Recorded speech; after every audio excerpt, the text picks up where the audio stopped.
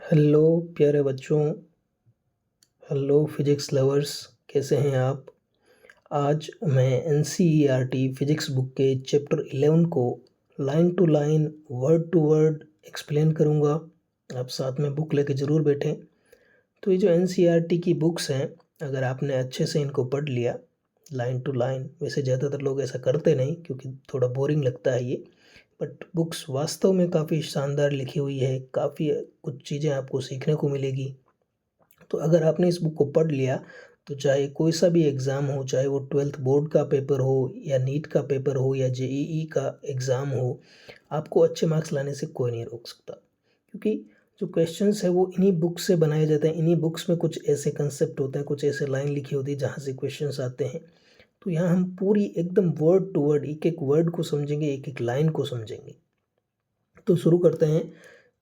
Chapter है हमारा 11, विकिरण एवं द्रव्य की द्वैत प्रकृति। तो दो यहाँ पे शब्द दिए हुए हैं, एक है विकिरण, दूसरा है द्रव्य।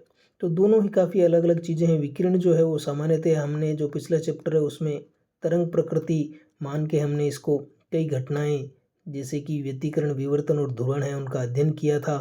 द्रव्य जो होता है वो सामान्यतः न्यूटन की गति के नियम का पालन करता है। द्रव्य क्या चीज़ होती है? कोई भी ऐसा एलिमेंट जो क्या करता है, स्थान घेरता है, जगह घेरता है, स्पेस घेरता है, उसको हम क्या कहते हैं? द्रव्य कहते हैं। कुछ उसका द्रव्य का अंदर वैल्यू होती है, उसको अपन द्रव्य मान कहते हैं। तो ये तो न्यूटन की गति के सामान्य नियमों द्वारा समझाया जाता है। तो एक प्रकार से हम कह सकते हैं कि द्रव्य क्या होता है? कणीय प्रकृति का होता है, और विकिरण क्या होता है? तरंग प्रकृति का, जो हमारी सामान्य सोच है। परंतु कुछ ऐसी घटनाएं, कुछ ऐसे ऐसे एक्सपेरिमेंट हुए कि जिनकी व्याख्या हम क्या नहीं कर सकते, प्रकाश को हम तरंग मान के नहीं कर सकते। तो वहाँ हमने देखा कि हमें प्रकाश को क्या मानना पड़ा? एक कण रूप में मानना पड़ा। तो विकिरण की क्या हो गई? दो प्रकृति हो गई। एक तो क्या, तरंगीय प्रकृति, कुछ घटनाएं तरंगीय प्रकृति से समझाई और कुछ घटनाएं कणीय प्रकृति से समझाई। फिर इसी प्रकार जो नेचर जो हमारा होता है वो सिमेट्री पे डिपेंड करता है। बहुत सी चीज़ें इसमें सिमेट्रिक होती है। तो एक जो वैज्ञानिक थे दे ब्रोगली, उन्होंने कहा कि अगर विकिरण की भी द्वैत प्रकृति है तो द्रव्य की भी क्या होनी चाहिए? द्वैत प्रकृति होनी चाहिए। वहाँ से हमारे पास क्या निकला? क्वांटम मैकेनिक्स निकल के आई, क्वांटम यांत्रिकी निकल के आई। तो पहले पार्ट में हम विकिरण की द्वैत प्रकृति पढ़ेंगे। उसमें भी प्रकाश विद्युत प्रभाव जो एक घटना है जिसकी व्याख्या तरंग सिद्धांत द्वारा नहीं किया जा सके, उसका अध्ययन करेंगे। दूसरा हम देखेंगे कि द्रव्य की भी द्वैत प्रकृति होती है।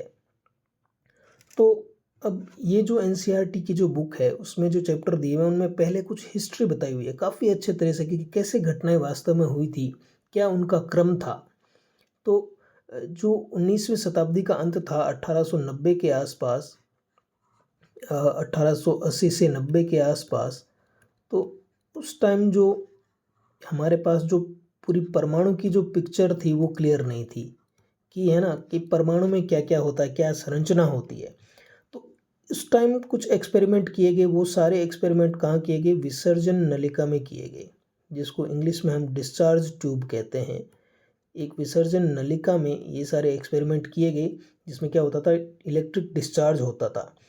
तो यहाँ पे हमें ये देखना होगा कि किस क्रम में हुआ। तो सबसे पहले क्या खोजी गई? कैथोड किरणें खोजी गई। उसके बाद कैथोड जो किरणें जब खोजी गई तो उस पर और अधिक एक्सपेरिमेंट हुए विसर्जन नलिका में। तो वहाँ से क्या हुआ? एक्स किरणें निकल के आई हमारे पास, एक्स किरणों की खोज हो गई। उसके पश्चात जब एक्स किरणों पे एक्सपेरिमेंट जब कर रहे थे तो उसके बाद हमें क्या हुआ? नाभिक में जो होते हैं वहाँ से जो एलिमेंट निकलते हैं अल्फा बीटा गामा, तो वहाँ से हमें रेडियो एक्टिविटी प्राप्त हुई। तो इस प्रकार कि एक चीज़ को खोजते हुए हम किसी दूसरी चीज़ पे गए, हमारे पास कुछ ऐसे एनोमलस रिजल्ट मिले कि हमें उस चीज़ को डिस्कार्ड करके दूसरी चीज़ माननी पड़ी। तो ये एक क्रमिक व्यवस्था है विज्ञान की कि जिसमें आप एक चीज़ खोजते हैं, उसमें कुछ आपको एनोमली लगती है तो आप दूसरी चीज़ पे जाते हैं। तो ये जितने भी एक्सपेरिमेंट थे इनमें एक बेसिक चीज़ थी विसर्जन नलिका। तो आपको विसर्जन नलिका के बारे में पता होना चाहिए। आगे की जो हम भूमिका पढ़ेंगे उसमें विसर्जन नलिका के बारे में आपको पता होना चाहिए। तो थोड़ा विसर्जन नलिका देख लेते हैं। ये क्या होती है? कांच की नली होती है। एक इस प्रकार से एक कांच की नलिका होती है जिसमें हम क्या कर देते हैं? दो इलेक्ट्रोड लगा देते हैं। इधर होता है कैथोड, इधर होता है एनोड। कैथोड को हम क्या करते हैं? बैटरी से इस प्रकार नेगेटिव से जोड़ देते हैं और एनोड को क्या कर देते हैं? पॉजिटिव से जोड़ देते हैं। तो ये क्या था, ये एक तरीका था कि कोई आयनिक कण अगर प्रोड्यूस हो रहा है हमारे पास तो उसको कैसे डिटेक्ट करेंगे हम। तो मान लीजिए कोई ऋण तो ये इस पे क्या नेगेटिव, इस पे पॉजिटिव। अगर कोई नेगेटिव चार्ज यहाँ इस कैथोड से निकलता है तो वो क्या होगा, आकर्षित होगा इस प्लस से और इधर गति करेगा। तो ये जो विसर्जन नलिका होती है इसमें गैस के कुछ परमाणु होते हैं, गैसीय परमाणु होते हैं, तो बहुत कम उनकी मात्रा रखी जाती है। इधर दाब जो होता है बहुत कम होता है, यहाँ से काफ़ी परमाणु गैस के निकाले जाते हैं, काफ़ी कम छोड़े जाते हैं इसमें। तो क्या होगा कि जैसे ये जो भी कण है, आवेशित कण है, वो आएगा इनसे टकराएगा, तो टकरा के ये अपनी जो गतिज ऊर्जा होगी वो किस में कन्वर्ट कर देगा, प्रकाश ऊर्जा में कन्वर्ट ये कर देता है। तो यहाँ हमें क्या मिलता है, यहाँ हमें चमक प्राप्त होती है, एक विसर्जन प्राप्त होता है। तो उसका क्या फ़ायदा होता है कि उससे हम बता सकते हैं कि किस पथ में वो कण जा रहा है ना। दूसरा, हम इसके ऊपर विद्युत क्षेत्र और चुंबकीय क्षेत्र भी लगा सकते हैं, जिससे हम देखेंगे कि ये पथ किस प्रकार मुड़ रहा है, क्या ये ऊपर की तरफ जा रहा है। अगर नेगेटिव ये चार्ज होगा तो ऊपर की ओर पथ जाएगा, पॉजिटिव चार्ज होगा तो नीचे की ओर पथ जाएगा। तो इस प्रकार ये जो विसर्जन नलिका है ये काफ़ी इम्पोर्टेंट थी इस प्रकार के एक्सपेरिमेंट को देखने के लिए। दूसरा एक शब्द हमारे पास आएगा आगे, प्रतिदीप्ति। तो प्रतिदीप्ति क्या होती है कि जब कोई हमारे पास एक मेटल है, अगर उस पर हम कुछ ऊर्जा डालते हैं तो वो मेटल अगर हमें वापस ऊर्जा प्रदान करता है, यानी कि उससे वापस ऊर्जा मिलती है, वो ऊर्जा ग्रहण करेगा, एक्साइटेड होगा और वापस उस ऊर्जा को क्या कर देगा, उत्सर्जित कर देगा। ये जो उत्सर्जित ऊर्जा है ये इस जो आपतित हुई है उससे या तो कम हो सकती है या फिर बराबर हो सकती है। तो जैसे आपने देखा होगा रात को सड़कों पे जो लगे रहते हैं लाल लाल जो चमकते हैं लाइट पड़ने पर, वो एक प्रकार से प्रतिदीप्ति है। ठीक है, तो इन सब बातों को हम आगे देखेंगे। तो शुरू करते हैं बच्चों हमारा चैप्टर। पहले हम भूमिका देखेंगे कि क्या क्या एक्सपेरिमेंट हुए थे जिन्होंने ये भूमिका रखी कि हम क्या करें, द्वैत प्रकृति को हम माने। तो सन 1887 में, ये बड़ा इम्पोर्टेंट साल है, क्या हुआ, दो वैज्ञानिक हैं, एक है मैक्सवेल, एक है हर्ट्ज। तो मैक्सवेल ने क्या किया, विद्युत चुंबकीय विकिरण जो थे उनके समीकरण दिए थे, विद्युत चुंबकीय किरणों के क्या दिए, समीकरण, यानी कि इन्होंने थ्योरी पे काम किया था। और जो हर्ट्ज थे उन्होंने किए थे एक्सपेरिमेंट। तो उन्होंने क्या बताया कि विद्युत चुंबकीय विकिरणों की उत्पत्ति और संसूचन, एक तो उन्होंने क्या किया, उत्पन्न की, फिर उनको क्या किया, संसूचन की, यानी कि डिटेक्ट किया। तो उन्होंने कंप्लीटली उस टाइम तक ये स्थापित कर दिया था कि प्रकाश की तरंगीय प्रकृति होती है। तो प्रकाश की तरंगीय प्रकृति को अभूतपूर्व रूप से स्थापित किया था। लेकिन 19वीं शताब्दी के अंतिम चरण में, यानी कि 1890-95 के आसपास, विसर्जन नलिका में जो मैंने बात करी थी, डिस्चार्ज ट्यूब, उसमें गैसों में कम दाब पर, दाब बहुत कम रखा गया, यानी कि उसमें से जो गैसें थी उनको निकाला गया वैक्यूम से, थोड़ा वैक्यूम क्रिएट किया गया। विद्युत चालन यानी कि विद्युत विसर्जन जो होता है, यानी कि चमक जो उत्पन्न होती है, उस पर प्रायोगिक अन्वेषण से कई ऐतिहासिक खोजें हुई। एक वैज्ञानिक का नाम है रोंटगेन, इसको रोंटजेन भी बोल देते हैं। उन्होंने 1895 में किनकी खोज की, एक्स किरणों की खोज की, जैसा कि मैंने बताया।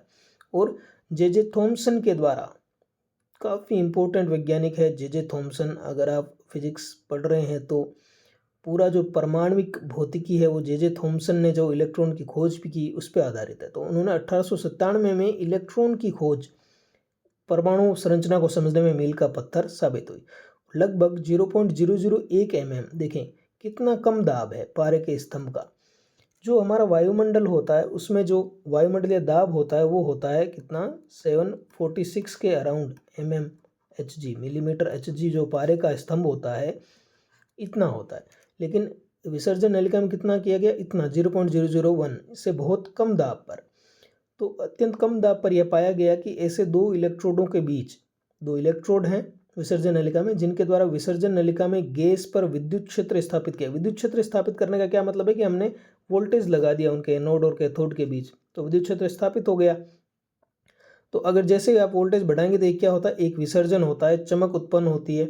तो कैथोड के सम्मुख कांच पर, जो यहाँ ये कैथोड था, इधर एनोड था, ये कांच की नली थी, तो इसके सम्मुख जो कांच है यहाँ पर एक प्रतिदीप्ति उत्पन्न होती है। प्रतिदीप्ति मैंने बताया था, फ्लोरोसेंस जिसको कहते हैं, चमक उत्पन्न होती है अलग प्रकार के, अलग अलग रंग की। तो जो दीप्ति हमें मिली उसका रंग जो है वो कांच की प्रकृति पर निर्भर करता है। जैसे सोडा कांच के लिए पीला हरा रंग, ठीक है। तो ये जो प्रतिदीप्ति उत्पन्न हुई उसका कारण जो है उस विकिरण को माना गया जो कैथोड से आ रहा था। तो हमने क्या माना कि यहाँ से कोई अभी भाई हमें दिखा नहीं, वो है ना, दिखा तो है नहीं, तो हमने सोचा क्या है वो विकिरण होगा। उनको नाम क्या दिया, कैथोड किरणें। कैथोड किरणें उनको नाम दे दिया। और 1870 में ये विलियम क्रुक्स के द्वारा खोजी गई। तो इन्होंने जिस डिस्चार्ज ट्यूब में इनको खोजा उसको हम क्रुक्स ट्यूब भी कहते हैं कभी कभी। तो जिसके बाद 1879 में यह सुझाया गया कि ये किरणें तीव्रता से चलने वाली ऋणावेशी कणों की धारा है। तो बाद में जब इन पे विद्युत क्षेत्र और चुंबकीय क्षेत्र लगाए, इनके विक्षेप को देखा, तो ये पाया गया कि ये क्या थे, ये वास्तव में ऋणावेशित कण थे बहुत सारे। तो उनकी एक पुंज था, उनकी एक स्ट्रीम थी, इनकी एक धारा थी। तो फिर ब्रिटिश भौतिक शास्त्री जो अंग्रेज जो फिजिसिस्ट थे जे थॉमसन, उन्होंने इस परिकल्पना की क्या की पुष्टि की, उन्होंने एक्सपेरिमेंट किया और बताया। तो जे थॉमसन ने पहली बार क्या किया कि जो विसर्जन नलिका थी उसके आर पार परस्पर लंबवत विद्युत और चुंबकीय क्षेत्र स्थापित कर दिए, ठीक है। और प्रायोगिक तौर पर कैथोड किरण कणों के वेग तथा आपेक्षिक आवेश अर्थात आवेश और द्रव्यमान का अनुपात, यानी कि उन्होंने E/m जो आवेश था और जो द्रव्यमान था उनका क्या किया, अनुपात जो है वो ज्ञात किया। Q/m इन्होंने ज्ञात किया। देखिए कितनी इंटरेस्टिंग बात। हम पहले क्या सोचते थे कि भाई इलेक्ट्रॉन पहले खोजा गया होगा, उसका फिर चार्ज खोजा हो गया, फिर उसका द्रव्यमान खोजा, फिर उन्होंने E/m ज्ञात किया होगा। लेकिन यहाँ क्या है, उल्टा है। यहाँ पहले क्या किया, थॉमसन ने सीधा ही E/m का मान एक्सपेरिमेंटली ज्ञात किया। उसके बाद मिलिकन ने इलेक्ट्रॉन का आवेश ज्ञात किया, और जब E/m और इलेक्ट्रॉन का आवेश दोनों ज्ञात हुए तो उसके बाद इलेक्ट्रॉन का द्रव्यमान निकाला गया। कितनी इंटरेस्टिंग बात है। तो यह पाया गया कि ये कण प्रकाश के वेग 3 × 10⁸ मीटर प्रति सेकंड इसके 0.1 से 0.2 गुने वेग से चलते हैं। तो ये इनका जो वेग होता है वो प्रकाश के वेग से क्या होता है, थोड़ा कम होता है, ये 0.1 गुना होता है।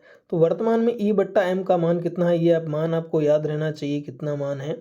एक ऑप्शनल क्वेश्चन आ सकता है कि 1.76 × 10⁻11 कूलाम पर kg, क्योंकि क्या है Q/m है, तो Q का मात्रक कूलाम, m का मात्रक kg किलोग्राम। यह भी पाया गया कि E/m का मान कैथोड के पदार्थ यानी कि जो उत्सर्जक है कैथोड अथवा धातु या विसर्जन नलिका में भरी गैस की प्रकृति पर निर्भर नहीं करता। तो जो हमने कैथोड लगाया और उस पर जो हमने वोल्टेज लगाया था और बीच में हमने गैस के कुछ कण थे, ये सब विसर्जन नलिका में ऐसे रखे हुए थे। तो ये जो किरणें जो आई जिनके लिए जो E/m मान हमने निकाला, तो यह मान ना तो इस कैथोड के मटेरियल पे डिपेंड करता है, ना ही हमने अंदर कौन सी गैसें भरी है उस पर डिपेंड करता है। यानी कि ये जो E/m निकाला ये एक ऐसे कण का था जो सार्वभौमिक था, सार्वत्रिक था, उसका वो किसी भी धातु में उपस्थित होता हो, किसी भी परमाणु में उपस्थित होता। तो ये कितनी मतलब इम्पोर्टेंट खोज थी। तो इस प्रेक्षण ने कैथोड किरण कणों की सार्विकता को सुझाया कि मतलब कि ये किसी विशिष्ट जो पदार्थ है उसका गुण नहीं है, ये समस्त पदार्थों का गुण है। सारे ही पदार्थों के लिए अगर आप ऐसा एक्सपेरिमेंट करोगे तो आपको E/m का मान समान ही मिलेगा। तो लगभग उसी समय 1887 में यह पाया गया कि जब कुछ निश्चित धातुओं को पराबैंगनी प्रकाश द्वारा किरणित करते हैं, तो यहाँ तो हमने कैसे निकले थे हमारे पास कैथोड किरणें या इलेक्ट्रॉन, हमने क्या लगाया था, विद्युत क्षेत्र लगाया था यहाँ पे। दूसरा क्या किया, उसी टाइम क्या किया कि उन्होंने विद्युत क्षेत्र ना लगा के क्या किया, यहाँ पे पराबैंगनी प्रकाश डाला। तो उससे भी क्या हुआ, सेम हमारे पास इलेक्ट्रॉन ये निकले और E/m का मान हमें प्राप्त हुआ जो कि पिछले की तुलना के बराबर ही निकला, ठीक है। तो यह पाया गया कि कुछ निश्चित धातुओं को पराबैंगनी प्रकाश द्वारा किरणित करते हैं तो कम वेग वाले ऋणावेशित कण उत्सर्जित होते हैं। इसी प्रकार जब कुछ निश्चित धातुओं को उस ताप पर गर्म किया जाता है, तो अब क्या हुआ, दो तरीके तो हो गए, एक तो हमने विद्युत क्षेत्र लगाया, दूसरा क्या किया, पराबैंगनी प्रकाश डाला। अब तीसरा और कि अगर आप इस कैथोड को गर्म करोगे तो भी क्या मिलते हैं, ऋणावेशित कण मिलते हैं, और उनका E/m का मान भी उतना ही पाया गया जितना कैथोड किरण कणों का था। यानी कि ये तीनों प्रकार के कण क्या थे, सेम ही थे। इस प्रकार इन प्रेक्षणों ने यह स्थापित कर दिया कि ये सभी कण यद्यपि भिन्न दशाओं में उत्पन्न हुए थे, प्रकृति में क्या थे, समान थे। तो जे थॉमसन जो थे उन्होंने 1897 में फिर इनको एक नाम दे दिया क्या नाम दिया इन्होंने? इन्होंने कहा कि भाई ये जो कण हैं वो क्या हैं? इलेक्ट्रॉन हैं। और सुझाया कि ये द्रव्य के क्या हैं? मौलिक सार्वत्रिक अवयव हैं। सबसे जो पदार्थ हैं उसके मौलिक अवयव हैं ये जो कण हैं वो मौलिक अवयव हैं, सब पदार्थों में ही होते हैं। और गैसों में विद्युत के संवहन पर उनके सैद्धांतिक एवं प्रायोगिक प्रेक्षणों, तो जो गैसें थी उनमें इलेक्ट्रॉन जो गति कर रहे थे उसके सैद्धांतिक यानी कि थ्योरी और एक्सपेरिमेंटल इन कामों के लिए और इलेक्ट्रॉन की युगांतकारी खोज के लिए उन्हें 1906 में क्या दिया गया? नोबेल पुरस्कार दिया गया। तो जे थॉमसन ने बड़ा इंपॉर्टेंट काम किया जिससे आगे हमारे लिए कई रास्ते खुले। तो 1906 में उनके इन्हीं योगदान के लिए उनको क्या दिया गया? नोबेल पुरस्कार दिया गया। फिर 1913 में अमेरिकी भौतिक विज्ञानी, 13 की बात है, लगभग 7 साल बाद, एक वैज्ञानिक थे अमेरिकन, मिलिकन जिनका नाम था। आपने मिलिकन तेल बूंद प्रयोग कई बार सुना होगा। तो इन्होंने इलेक्ट्रॉन पर आवेश के परिशुद्ध मापन के लिए तेल बूंद का पथ प्रदर्शन प्रयोग किया। तो उन्होंने क्या किया? एक विद्युत क्षेत्र ले लिया, दो जो है उन्होंने प्लेटें लगा दी और तेल की बूंदें, अलग अलग साइज की तेल की बूंदें ली उन्होंने और उनका पथ का अध्ययन किया। और वहाँ से उन्होंने क्या निकाला निष्कर्ष कि जो इन पर जो आवेश होता है वो सदैव क्या होता है? ये एक जो संख्या है 1.602 इंटू 10⁻19, इसका हमेशा क्या पूर्ण गुणज होता है, या तो 2 इंटू 1.6 गुना इतना या 3 इंटू।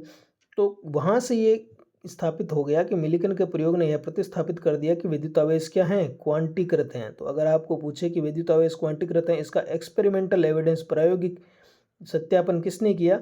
तो वो किया था मिलिकन ने। तो उन्होंने सबसे जो बेसिक आवेश है इलेक्ट्रॉन के आवेश, उसका मान ज्ञात कर लिया एक्सपेरिमेंटली, ये इतना आया। तो हमने क्या किया था भाई? जो थॉमसन थे उन्होंने E/m का मान निकाल लिया था और मिलिकन ने E का मान निकाल लिया। तो इन दोनों मानों से हमने अब क्या निकाल लिया है? इलेक्ट्रॉन का द्रव्यमान भी ज्ञात किया जा सकता है। देखिए कितनी अच्छी और इम्पोर्टेंट बातें हमने सीखी यहाँ से।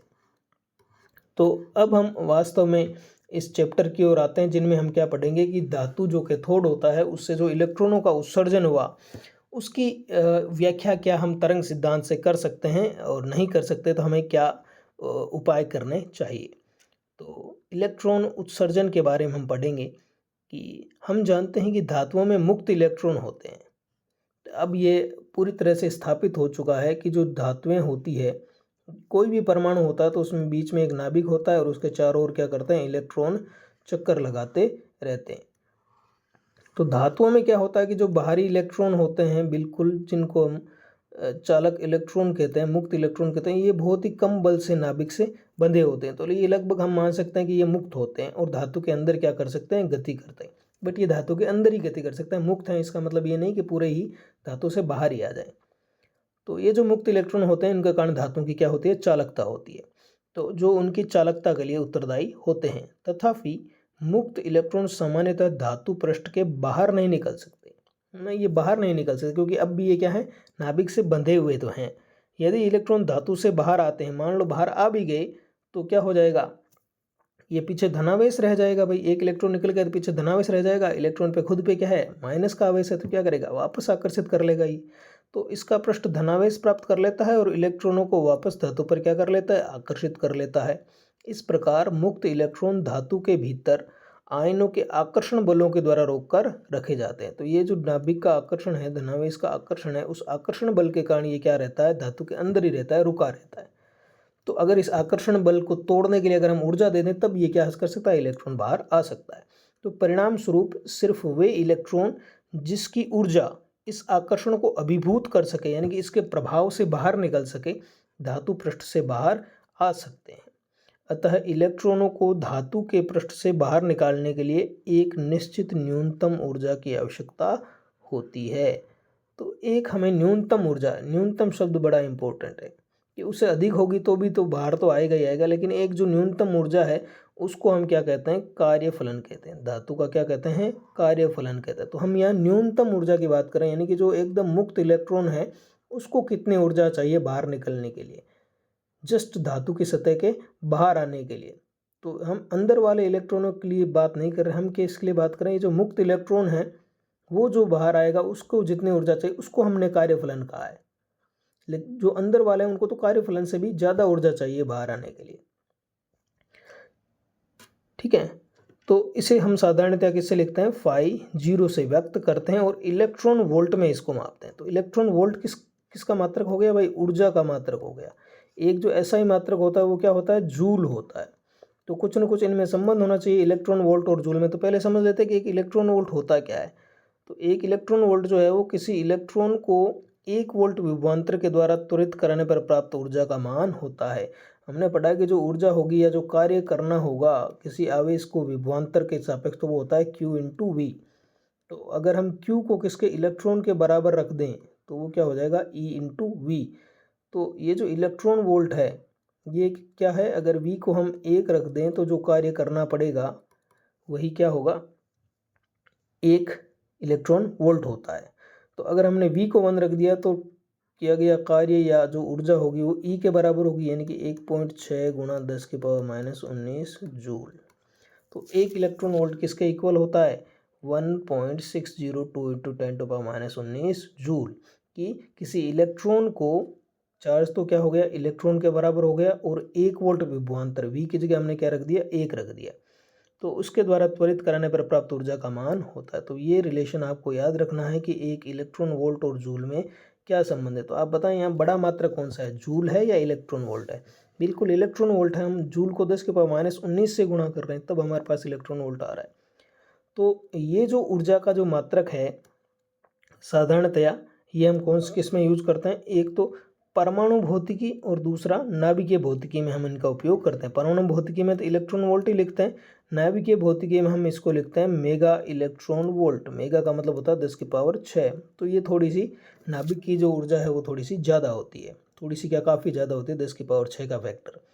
तो कार्यफलन जो φ0 है वो धातु के गुणों और इसके पृष्ठ की प्रकृति पर निर्भर करता है। तो φ0 जो होता है वो उस पर्टिकुलर धातु पर निर्भर करता है और किसी चीज़ पर निर्भर करता है। हर एक धातु के लिए कार्यफलन क्या होता है, अलग अलग होता है, क्योंकि हर एक धातु के लिए इलेक्ट्रॉन अलग अलग रूप से व्यवस्थित रहते हैं।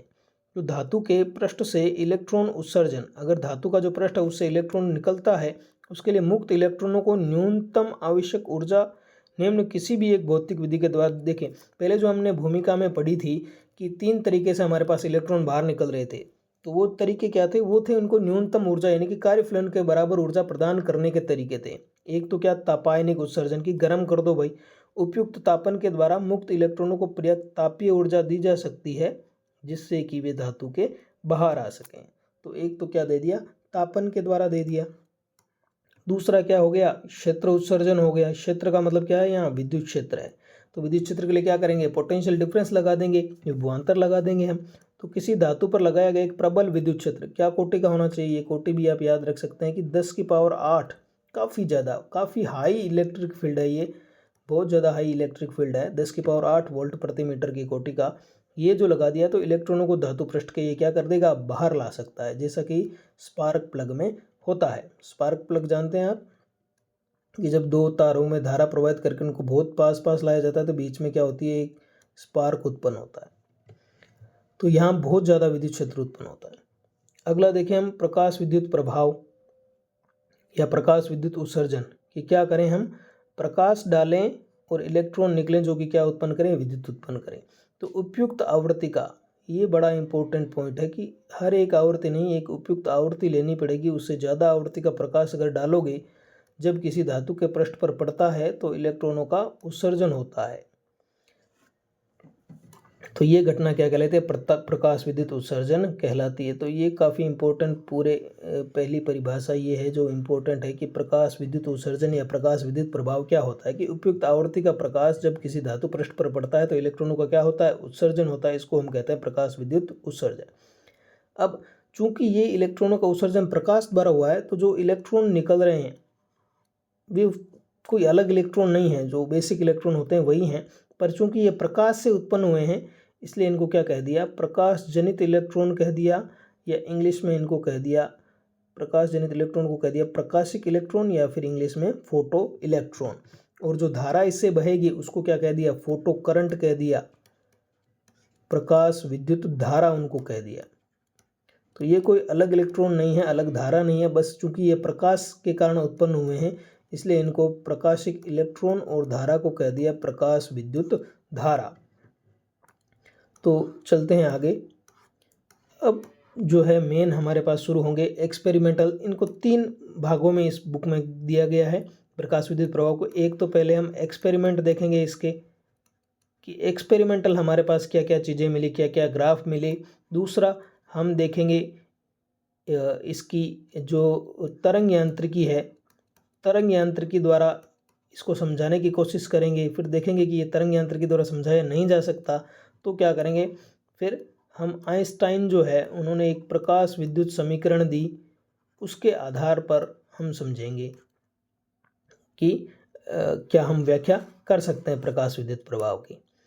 तो सबसे पहले प्रकाश विद्युत प्रभाव में हम देखेंगे हर्ट्ज के परीक्षण। तो सबसे पहला जो काम किया था, देखें विद्युत चुम्बकीय विकिरणों की जो डिटेक्शन है और उत्पत्ति है उसका काम हर्ट्ज ने किया था। और उसी टाइम उस काम को करते टाइम ही क्या हुआ कि उनको प्रकाश विद्युत प्रभाव का भी उन्होंने पता लगाया। ऐसा एक्सपेरिमेंट जब उन्होंने किया तो कुछ ऐसी रीडिंग आई। तो उन्होंने डिटेक्शन कैसे किया कि भाई दो जो वायर थे उनके बीच में उन्होंने क्या किया, विद्युत चुम्बकीय विकिरणों का संप्रेषण करवाया। तो यहाँ क्या उत्पन्न होंगे, एक डिस्चार्ज उत्पन्न होता है, स्फुरलिंग उत्पन्न होती है। तो पढ़ते हैं इसको। प्रकाश विद्युत उत्सर्जन की परिघटना की खोज हेनरिक हर्ट्ज के द्वारा 1887 में उसी ईयर में विद्युत चुम्बकीय तरंगों के प्रयोगों के समय की गई थी। स्फुरलिंग विसर्जन जो स्पार्क होता है, स्पार्क डिस्चार्ज होता है, जो आपने बैटरी में देखा होगा, स्पार्क डिस्चार्ज जो होता है, उसके द्वारा विद्युत चुम्बकीय तरंगों की उत्पत्ति के अपने प्रायोगिक अन्वेषण में हर्ट्ज ने यह प्रेक्षित किया कि अगर कैथोड को किसी आर्क लैंप से पराबैंगनी प्रकाश के द्वारा प्रदीप्त करने पर, तो आर्क लैंप से जो पराबैंगनी प्रकाश निकल रहा था उसके द्वारा अगर आप कैथोड को प्रदीप्त करोगे तो धातु इलेक्ट्रोडों के पार उच्च वोल्टता स्फुरलिंग अधिक हो जाता है। तो पहले जो इनको डिस्चार्ज मिल रहा था स्पार्क डिस्चार्ज, उसमें क्या होगी, वृद्धि होगी। क्योंकि अब क्या हुआ, प्रकाश विद्युत प्रभाव भी हुआ। जैसे ही प्रकाश गिरा कैथोड पे तो इलेक्ट्रॉन भी उत्पन्न हुए, उनके कारण अतिरिक्त स्फुरलिंग इनको प्राप्त हुई, ज़्यादा स्पार्क डिस्चार्ज मिला। तो यानी कि जो हर्ट्ज थे विद्युत चुम्बकीय तरंगों पर जो प्रयोग कर रहे थे उसी टाइम क्या हुआ, उनको जो है वो ये अनुभव हो गया था कि ऐसी कुछ एक्स्ट्रा घटना भी हो रही है पराबैंगनी प्रकाश डालने पर। लेकिन विस्तृत जो एक्सपेरिमेंट हुए थे इन पर बाद में किए गए। तो आगे बढ़ते हम कि धातु पृष्ठ पर चमकने वाला प्रकाश मुक्त आवेशित कणों, जिन्हें हम इलेक्ट्रॉन कहते हैं, को स्वतंत्र करने में सहायता प्रदान करता है। ये जो प्रकाश होता है वो इन मुक्त इलेक्ट्रॉनों को आवश्यक ऊर्जा प्रदान कर देता है कार्यफलन के बराबर, जिससे वो क्या आ सके, धातु पृष्ठ पर बाहर आ सके। जब धातु पृष्ठ पर प्रकाश पड़ता है तो पृष्ठ के समीप इलेक्ट्रॉन आपतित विकिरण से पदार्थ के पृष्ठ में धनात्मक आयनों के आकर्षण को पार करने के लिए ऊर्जा अवशोषित कर लेते हैं। तो जैसे ही ये जो प्रकाश गिरता है, जो मुक्त इलेक्ट्रॉन होते हैं वो इस प्रकाश से ऊर्जा अवशोषित कर लेते हैं और पृष्ठ के क्या आ जाते हैं, बाहर आ जाते हैं, धनात्मक जो आकर्षण होता है उसको पार करके।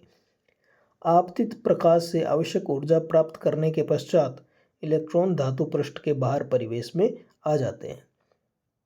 तो अब जो हर्ट्ज के बाद जो है वो इस पर विस्तृत जो प्रयोग किए, उनमें पहले थे होलवॉक्स तथा लेनार्ड। तो होलवॉक्स और लेनार्ड ने इस पर प्रयोग किए, दो वैज्ञानिक हैं जिन्होंने क्या किया। तो लेनार्ड के जो प्रयोग हैं उनको तो जो अल्बर्ट आइंस्टीन हैं उन्होंने अपने जो रिसर्च पेपर है उनमें भी इनका उद्धरण दिया है।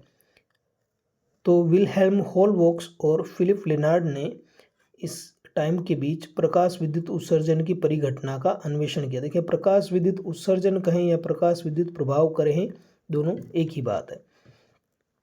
तो इन्होंने 2 इलेक्ट्रोड लिए धातु पट्टिकाओं के, किसी निर्वातित कांच की नली में उत्सर्जक पट्टिका पर, उत्सर्जक पट्टिका मतलब कैथोड की तरफ जहाँ से इलेक्ट्रॉन निकल रहे हैं, उत्सर्जित हो रहे हैं, पराबैंगनी विकिरणों को आपतित करने पर लेनार्ड, सबसे पहले किसने काम किया था, लेनार्ड ने काम किया था, ने पाया कि परिपथ में धारा प्रवाह होता है। तो उन्होंने क्या पाया कि अगर आप क्या करें, पहले से कोई बैटरी लगा के नहीं रखें, एक डिस्चार्ज ट्यूब है, उसके दोनों सिरों को अगर तार से जोड़ दें तो क्या होता है, इस परिपथ में धारा बहने लगती है। जैसे ही पराबैंगनी विकिरणों को रोका गया, पहले पराबैंगनी विकिरण अगर इस पर डाली गई कैथोड पे तब तो धारा प्रवाहित हो रही थी। जैसे इन विकिरणों को रोक दिया गया, यानी कि स्रोत को बंद कर दिया गया, वैसे ही धारा प्रवाह भी रुक गया। इसका मतलब कि अगर प्रकाश डालते हैं तभी यहाँ से क्या निकलते हैं, इलेक्ट्रॉन निकलते हैं, और परिपथ में धारा यहाँ से यहाँ तक इलेक्ट्रॉन निकलेंगे और यहाँ मुक्त इलेक्ट्रॉन चल ही रहे, तो ये पथ पूरा हो गया। तो यानी कि परिपथ में क्या बहेगी, धारा बहेगी। लेकिन जैसे ही हमने पराबैंगनी किरणों को डालना बंद कर दिया तो इलेक्ट्रॉन इससे उत्सर्जित होंगे ही नहीं, और यहाँ पे इलेक्ट्रॉनों का प्रवाह नहीं होगा, तो विद्युत धारा कहाँ से होगी। इन परीक्षणों से ज्ञात होता है कि जब पराबैंगनी विकिरण उत्सर्जक पट्टिका C पर आपतित होते हैं तो इलेक्ट्रॉन पट्टिका से बाहर आ जाते हैं तथा विद्युत क्षेत्र द्वारा धनात्मक संग्राहक पट्टिका A की ओर आकर्षित हो जाते हैं। तो ये तो कैथोड है, ये नेगेटिव है, ये पॉजिटिव है, तो इलेक्ट्रॉन पे कैसा आवेश होता है, माइनस होता है, तो इससे तो प्रतिकर्षित होगा और इसकी तरफ क्या होगा, आकर्षित होगा, यानी कि इस पर बल लगेगा और ये त्वरित होगा। निर्वातित कांच की नली में इलेक्ट्रॉनों के प्रवाह के कारण धारा प्रवाह होता है। इस प्रकार से उत्सर्जक के पृष्ठ पर प्रकाश पड़ने के कारण जैसे ही प्रकाश पड़ा बाह्य परिपथ में धारा प्रवाह होता है। तो ये बेसिक एक्सपेरिमेंट इन्होंने किया। और होलबॉक्स तथा लिनार्ड ने संग्राहक पट्टिका के विभव, तो ये जो संग्राहक पट्टिका है इस पर जो वोल्टेज हम लगा रहे हैं उसके सापेक्ष और आपतित प्रकाश, जो प्रकाश आपतित हो रहा है उसकी आवृत्ति न्यू और तीव्रता आई, इंटेंसिटी, इन तीनों राशियों के ऊपर उन्होंने बहुत से एक्सपेरिमेंट किए। और एक्सपेरिमेंट किए मतलब उन्होंने क्या बनाए, ग्राफ बनाए इनके बीच कि ये कैसे परिवर्तित हो रहे हैं, कि एक तो धारा कैसे परिवर्तित हो रही है, तीव्रता कैसे परिवर्तित हो रही है, आवृत्ति कैसे परिवर्तित हो रही है और वोल्टेज कैसे परिवर्तित हो रहा है।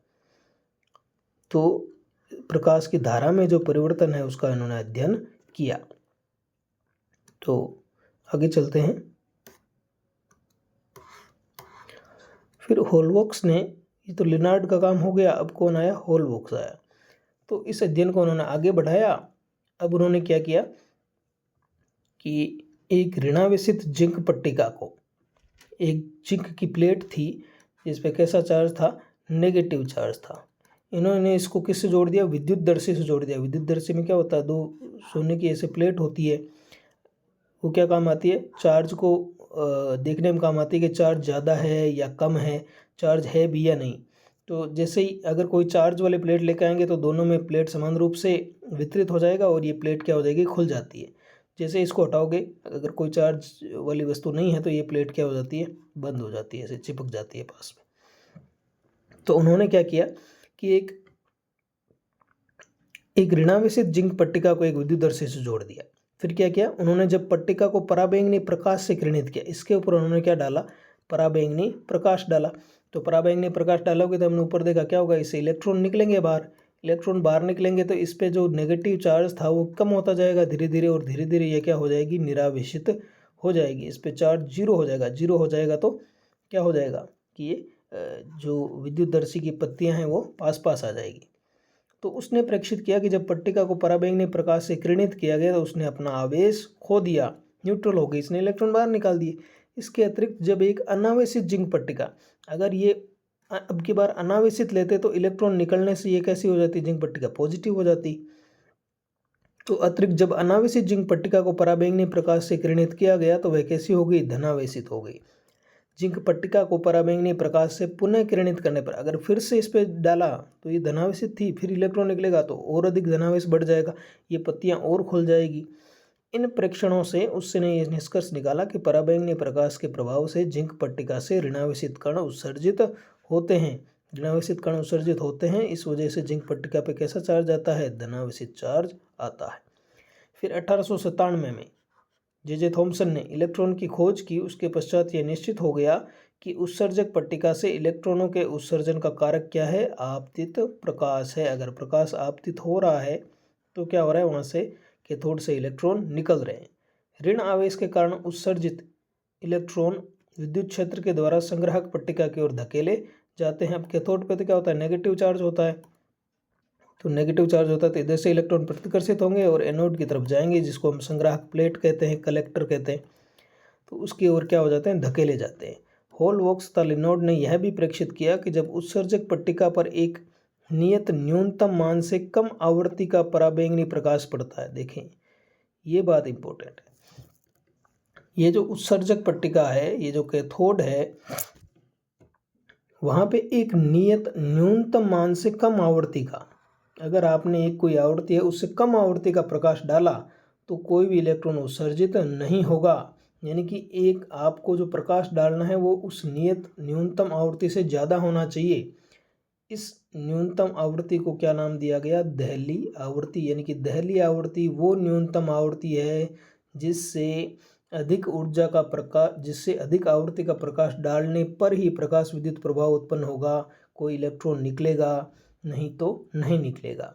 और इसका मान किस पे निर्भर करता है? उत्सर्जक पट्टिका के पदार्थ की प्रकृति पर निर्भर करता है। जैसा कि कार्यफलन निर्भर कर रहा था, वैसे ही ये जो दहली आवृत्ति वो भी किस पे निर्भर करती है? पदार्थ की प्रकृति पर निर्भर करती है। आगे चलते हैं कि यह पाया गया कि जिंक, कैडमियम और मैग्नीशियम, ये जो कुछ धातुएं हैं, जिंक, कैडमियम और मैग्नीशियम, इन धातुओं में यह प्रभाव केवल कम तरंग दैर्ध्य, कम तरंग दैर्ध्य मतलब कि अधिक ऊर्जा, तो अधिक ऊर्जा वाली, अधिक ऊर्जा या अधिक आवृत्ति, तो इन पराबैंगनी तरंगों के लिए होता है। तथापि जो लिथियम है, सोडियम है, पोटेशियम है, सीजियम है, रुबिडियम जैसी जो क्षार धातुएं होती है, इनमें दृश्य प्रकाश के द्वारा, यानी कि कम आवृत्ति के प्रकाश, कैसा प्रकाश? कम आवृत्ति का प्रकाश भी अगर अपन डालें तो भी क्या हो जाता है? प्रकाश विद्युत प्रभाव उत्पन्न हो जाता है। तो ज़्यादातर एक्सपेरिमेंट जो हम करेंगे वो इसी से करेंगे। भाई, दृश्य प्रकाश हमारे पास उपलब्ध है काफ़ी सारा, है ना। रोज सूर्य जो है वो दृश्य प्रकाश हमें प्रदान करता है। जब इन प्रकाश संवेदी पदार्थों को प्रकाश से प्रदीप्त किया जाता है तो ये इलेक्ट्रॉन उत्सर्जित होते हैं। इलेक्ट्रॉन की खोज के पश्चात इन इलेक्ट्रॉनों को क्या नाम दे दिया गया? प्रकाशिक इलेक्ट्रॉन, या फिर क्या दे दिया गया? Photo electron. और यह घटना क्या कहलाई? प्रकाश विद्युत प्रभाव कहलाई। अब हम नेक्स्ट आगे देखेंगे कि प्रकाश विद्युत प्रभाव का प्रायोगिक अध्ययन, जो एक्सपेरिमेंट किए गए थे, अब उनको डिटेल में देखेंगे, कैसे कैसे ग्राफ आए थे, आवृत्ति, वोल्टेज, इन सब के बीच।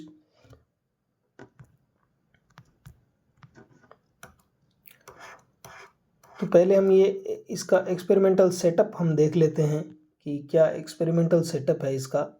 देखें, ये एक कांच की, निर्वातित कांच की नली है, निर्वातित कांच की नली है, निर्वात इसमें उत्पन्न किया गया है। निर्वात कैसे उत्पन्न करते हैं कि इस अंदर जो भी गैस होती है उसको हम क्या कर लेते हैं? बाहर कर लेते हैं, बाहर निकाल लेते हैं, एक वैक्यूम क्रिएट कर लेते हैं।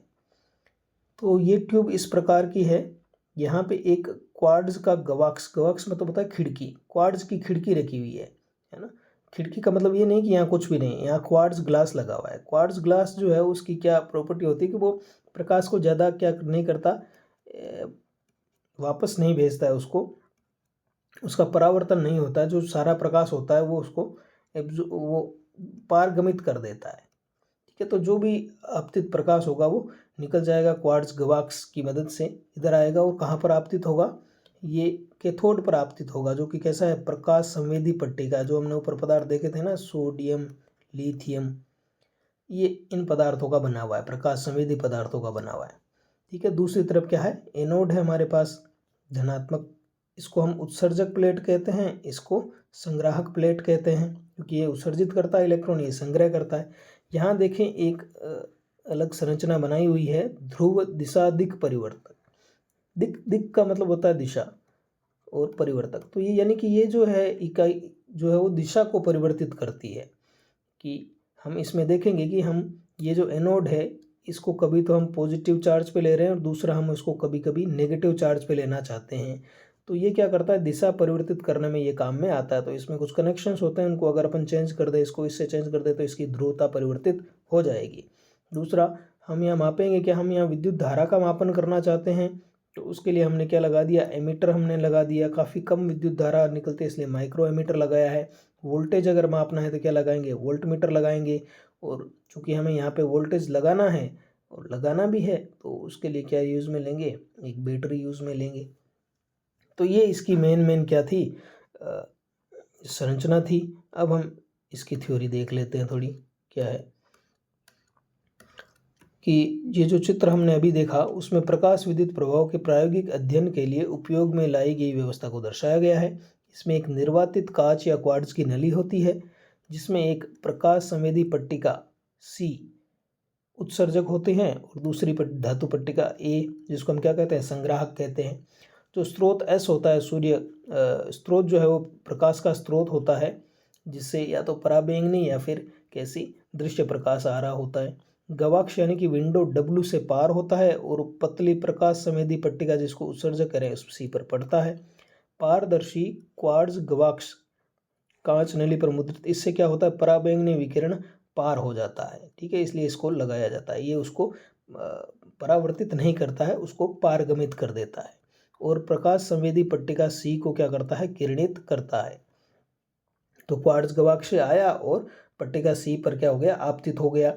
और पट्टिका सी से क्या होते हैं, फिर इलेक्ट्रॉन उत्सर्जित होते हैं, प्रकाश विद्युत प्रभाव उत्पन्न होता है। जो पट्टिका ए, दूसरी जो पट्टिका है, उस पर बैटरी द्वारा उत्पन्न विद्युत क्षेत्र द्वारा एकत्रित कर लिए जाते हैं। ये हमने जो विद्युत क्षेत्र लगाया उसका कारण ए पर कैसा है, पॉजिटिव चार्ज है। तो ये इलेक्ट्रॉन को क्या कर लेता है, आकर्षित कर लेता है और एकत्र कर लेता है वहाँ पर। सी तथा ए पट्टिकाओं के बीच विभवांतर को बैटरी द्वारा बनाए रखा जाता है। हमने एक बैटरी लगाई है जिससे हम क्या कर सकते हैं, सी और ए के बीच में ये तो विभवांतर को बढ़ा सकते हैं या कम कर सकते हैं और इसे परिवर्तित किया जा सकता है। प्लेट सी व ए के ध्रुव दिशा दिक परिवर्तक, जिसको इंग्लिश में कम्यूटेटर बोलते हैं, उसके द्वारा बदले जा सकते हैं। इसके जो ध्रुव होते हैं यानी कि पोलैरिटी होती है प्लस और माइनस, उसको किससे बदल सकते हैं हम, कम्यूटेटर दिक परिवर्तक से हम बदल सकते हैं। इस प्रकार उत्सर्जक पट्टिका सी की तुलना में पट्टिका ए को इच्छानुसार धन अथवा ऋण विभव पर रखा जा सकता है। हम इसको पॉजिटिव भी रख सकते हैं ए को और नेगेटिव भी रख सकते हैं सी की तुलना में। जब संग्राहक पट्टिका जो ए है, एब्जॉर्बर जो है, उत्सर्जक पट्टिका सी की तुलना में धनात्मक होगी, जब जो एनोड है उसको धनात्मक लिया जाता है तो इलेक्ट्रॉन क्या होंगे, उसकी तरफ आकर्षित होंगे और सारे के सारे इलेक्ट्रॉन यहाँ से इधर आ जाएंगे अगर हम वोल्टेज को क्या कर दें, बढ़ाते रहें तो इलेक्ट्रॉन क्या होंगे, आकर्षित होंगे। इलेक्ट्रॉनों के उत्सर्जन के कारण विद्युत परिपथ में क्या होगी, एक विद्युत धारा उत्पन्न होगी। तो परिपथ में एक विद्युत धारा स्थापित हो जाएगी। इलेक्ट्रोडों के बीच के विभवांतर को एक वोल्टमीटर के द्वारा और परिणामस्वरूप परिपथ में प्रवाहित होने वाली प्रकाशिक धारा को माइक्रो एम्पियर के द्वारा, एमीटर के द्वारा मापते हैं। प्रकाशिक विद्युत धारा को संग्राहक पट्टिका ए का विभव उत्सर्जक पट्टिका सी के सापेक्ष परिवर्तित करके बढ़ाया अथवा घटाया जा सकता है। तो हम वोल्टेज को कम ज़्यादा भी कर सकते हैं। फिर आपतित प्रकाश की तीव्रता तथा आवृत्ति को भी परिवर्तित किया जा सकता है। तो हम दो चीज़ें हम चेंज करेंगे, एक तो प्रकाश की तीव्रता को कि प्रकाश कितना तीव्र है, दूसरा प्रकाश की आवृत्ति को, उनको भी परिवर्तित किया जा सकता है। तो दो चीज़ों के सापेक्ष हम देखेंगे, तीव्रता और आवृत्ति क्या है, इनको हम देखेंगे आगे विस्तृत रूप से कि किस प्रकार ये निर्भर करते हैं। तो जो दो पिक्चर हैं अलग अलग, एक तो तरंग यांत्रिकी है, उसमें आवृत्ति अलग है, तीव्रता अलग है, और जो आइंस्टाइन ने बताया एक फोटोन के रूप में, उसमें आवृत्ति अलग है और तीव्रता अलग है। तो हम चित्र की प्रायोगिक व्यवस्था का उपयोग प्रकाशिक धारा के एक विकिरण की तीव्रता, आपतित विकिरण की आवृत्ति, पट्टिकाओं ए और सी के बीच में विभवांतर और पट्टिका सी के पदार्थ की प्रकृति के साथ परिवर्तन का अध्ययन लिया जा सकता है। देखो, एक तो हम क्या कर सकते हैं, विकिरण की तीव्रता को चेंज कर सकते हैं, फिर धारा देख सकते हैं क्या परिवर्तन होता है। दूसरा, विकिरण की आवृत्ति को चेंज कर सकते हैं, फिर धारा देख सकते हैं क्या परिवर्तित हो रहा है। फिर हम ए और सी के बीच जो विभवांतर है उसको परिवर्तित करके देख सकते हैं कि धारा पे क्या प्रभाव पड़ रहा है। और चौथा क्या है, हम पदार्थ को ही बदल दें कि पदार्थ की प्रकृति के साथ परिवर्तन के अध्ययन के लिए भी कर सकते हैं। तो ये चार हम चीज़ें हैं वो कर सकते हैं। उत्सर्जक सी पर पड़ने वाले प्रकाश के मार्ग में उपयुक्त फिल्टर अथवा रंगीन कांच रखकर, देखिए जो प्रकाश होता है उसमें सभी प्रकार के तरंगदैर्ध्य होते हैं, सभी प्रकार के रंग होते हैं।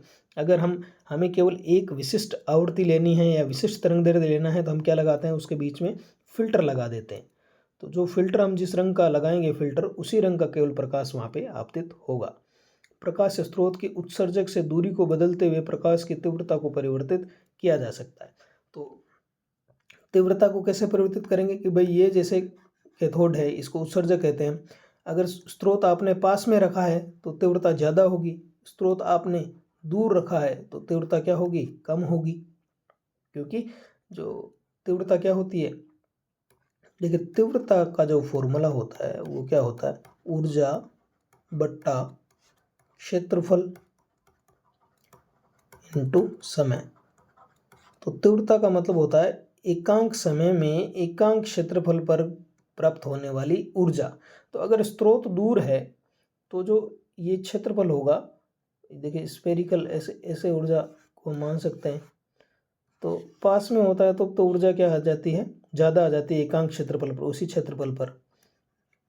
ठीक है, अगर दूर होगा तो क्या आएगी, वहाँ पर ऊर्जा क्या मिलेगी अपने को, कम मिलेगी, बजाय कि इसके जब वो क्या हो, पास में हो।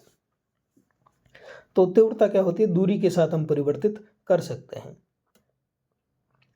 तो आगे चलते हैं। तो क्या 4 चीज़ें हम परिवर्तित कर सकते हैं, तीव्रता परिवर्तित कर सकते हैं, आवृत्ति परिवर्तित कर सकते हैं, विभवांतर परिवर्तित कर सकते हैं, और खुद जो सी है उसके पदार्थ को परिवर्तित कर सकते हैं। अब हम अलग अलग देखेंगे। इसमें सबसे पहला है कि जो प्रकाश विद्युत धारा है वो प्रकाश की तीव्रता पर कैसे निर्भर करती है, तीव्रता का क्या प्रभाव होता है। यानी कि स्रोत को हम आगे ले आएँ तो तीव्रता बढ़ जाएगी, सी की तरफ ले आएँ और सी से दूर ले जाएँ तो तीव्रता कम हो जाएगी। तो उसका क्या प्रभाव पड़ेगा प्रकाश विद्युत धारा पर।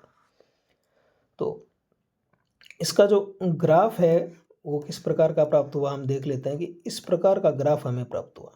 इधर एक्स एक्स पर हमारे पास क्या है, प्रकाश की तीव्रता है, इंटेंसिटी है, और वाई एक्स पर क्या है, प्रकाश विद्युत धारा है, करंट है। तो जो एक्सपेरिमेंट इन्होंने देखा करके उससे क्या मिला कि ये सरल रेखा हमें प्राप्त हो रही है कि जैसे जैसे तीव्रता बढ़ रही है वैसे वैसे प्रकाश विद्युत धारा भी बढ़ रही है। तो ये जो ग्राफ है बच्चों, आपको बिल्कुल ये ध्यान में रहना चाहिए, याद रहना चाहिए कि जैसे जैसे तीव्रता बढ़ती है प्रकाश विद्युत धारा भी बढ़ती है। कई बार ये पूछा गया है कि केवल एक्सपेरिमेंट आप जो प्राप्त हुए, प्रायोगिक परीक्षण जो लिए उन्होंने, उनकी आप ग्राफ द्वारा बताओ। तो ये ग्राफ आपको पता होना चाहिए कि तीव्रता के क्या होती है, प्रकाश विद्युत धारा समानुपाती होती है। ठीक है बच्चों, प्रकाश विद्युत धारा क्या होती है समान। अब इसको थोड़ा सा पढ़ लेते हैं हम कि क्या लिखा हुआ है लाइन वाइज, कि संग्राहक ए को, कलेक्टर जो होता है, ये एनोड जो होता है, उसको उत्सर्जक सी की तुलना में एक धन विभव पर रखा जाता है। इसको प्लस रखेंगे, ये माइनस होता है, जिससे सी से उत्सर्जित इलेक्ट्रॉन संग्राहक प्लेट ए की ओर आकर्षित होते हैं। आपतित विकिरण की आवृत्ति तथा विभव को स्थिर, तो हम क्या किस पर देख रहे हैं, तीव्रता पर प्रभाव देख रहे हैं, तो आवृत्ति को भी स्थिर रखना है, विभव को भी स्थिर रखना है। तो इनको जब स्थिर रखते हुए प्रकाश की तीव्रता को जो परिवर्तित किया जाता है, कि स्रोत को आगे पीछे किया जाता है और परिणामी विद्युत धारा को प्रत्येक बार मापा जाता है। जैसे उसकी दूरी परिवर्तित की वैसे ही धारा माप ली। यह पाया जाता है कि प्रकाशिक धारा आपतित प्रकाश की तीव्रता के साथ रेखिकता बढ़ती है, कि एक सरल रेखा के रूप में ग्राफ इसका प्राप्त होता है और तीव्रता क्या होती है, रेखिकता बढ़ती है। इसको ग्राफी रूप में दर्शाया गया। प्रकाशिक धारा, देखिए प्रकाशिक धारा क्या होती है, धारा क्या है, आवेश का प्रवाह है।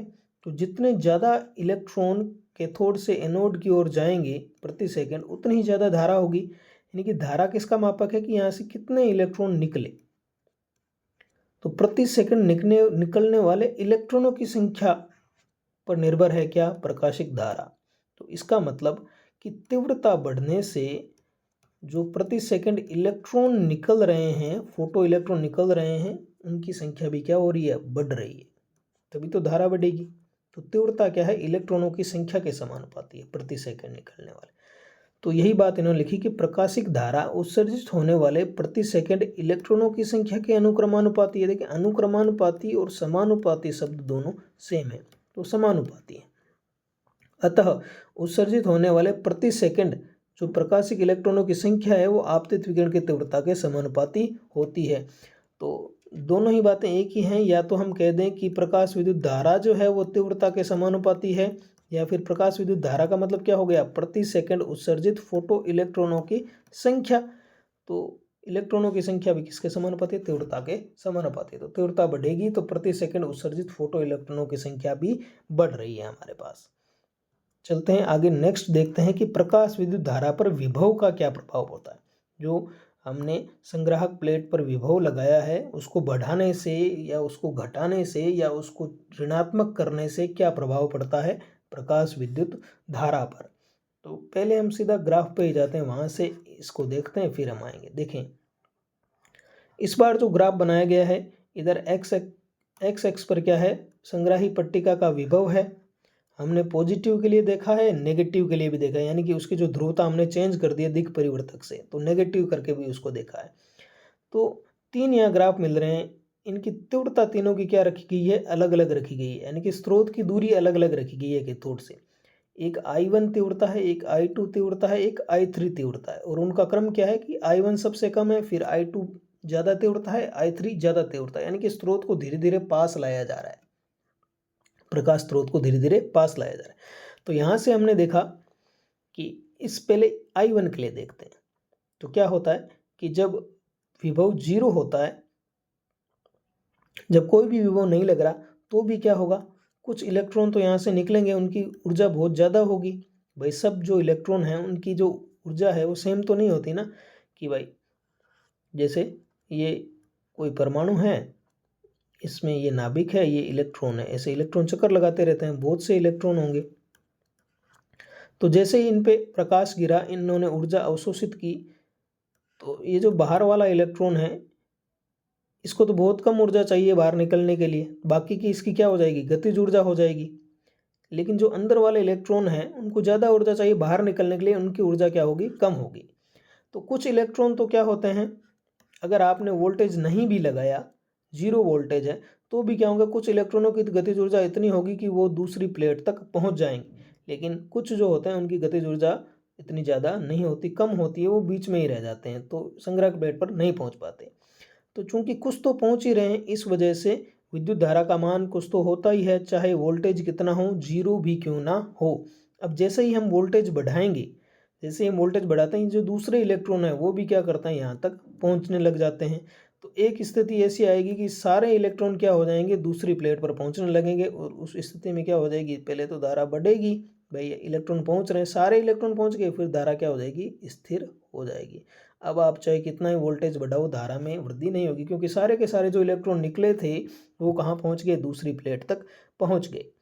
इसी प्रकार अब जब आप तीव्रता बढ़ाते हो, तो यहाँ से हमें पता चला कि जैसे ही तीव्रता बढ़ाई, ये धारा का मान भी क्या हो गया, बढ़ गया।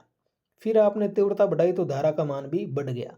तो यानी कि यहाँ से एक तो हमें ये चीज़ जो हमने पिछले जो परीक्षण था उसमें देखी थी कि जैसे ही आप तीव्रता बढ़ाओगे, धारा का मान क्या होगा, बढ़ेगा। तो ये बात तो वहीं पे। अब जो हमने क्या किया, अब हमने क्या किया, इसको कम किया, विभव को कम करके 0 लाए, 0 ला के हमने इसकी क्या कर दी, ध्रुवता चेंज कर दी। अब हम नेगेटिव कर रहे हैं, तो जैसे ही नेगेटिव करोगे इसको, जैसे ही नेगेटिव कर दिया आपने, तो अब इलेक्ट्रॉन क्या होंगे, प्रतिकर्षित होंगे, ये वापस जाएंगे। तो जैसे जैसे आप बढ़ाते जाओगे, लगभग वो इलेक्ट्रॉन जिनकी ऊर्जा ज़्यादा भी है वो भी क्या होते जाएंगे, वापस जाते जाएंगे। तो जब काफ़ी कम पहुंच रहे हैं, भाई नेगेटिव करोगे तो काफ़ी कम पहुंचेंगे, क्योंकि कुछ तो प्रतिकर्षित होकर चले जाएंगे। तो एक टाइम ऐसा आएगा जब सारे के सारे इलेक्ट्रॉन, अधिकतम गतिज ऊर्जा वाला इलेक्ट्रॉन भी क्या हो जाएगा, प्रतिकर्षित हो जाएगा और इस प्लेट तक नहीं पहुंच पाएगा। तो जब कोई इलेक्ट्रॉन दूसरी प्लेट पर पहुंच ही नहीं रहा, तो प्रकाश विद्युत धारा क्या हो जाएगी, 0 हो जाएगी। तो इधर हमारे पास प्रकाश विद्युत धारा है, इधर विभव है। लेकिन यहाँ एक इंटरेस्टिंग चीज़ हमें देखने को मिली कि जो तीनों तीव्रताएं थी, I1, I2, I3, इन तीनों के लिए ही जो धारा 0 हुई वो सेम विभव पर हुई। तो ये जो विभव है जहाँ पर धारा जो है वो 0 हो गई है, इसको हम कहते हैं निरोधी विभव। क्या कहते हैं बच्चों, निरोधी विभव। तो यहाँ ये देखने में आया कि निरोधी विभव जो है वो तीव्रता पर निर्भर नहीं कर रहा है। तो ये चीज़ें हमने यहाँ से देखी कि, तो अब इसको हम पढ़ लेते हैं कि हम पहले पट्टिका ए को पट्टिका सी की तुलना में धन विभव पर रखते हैं।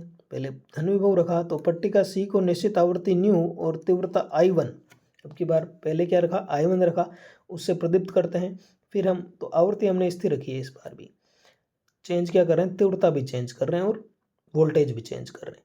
फिर हम पट्टिका ए के धन विभव को धीरे धीरे परिवर्तित कर रहे हैं और प्रत्येक बार परिणामी प्रकाश विद्युत धारा को मापते हैं।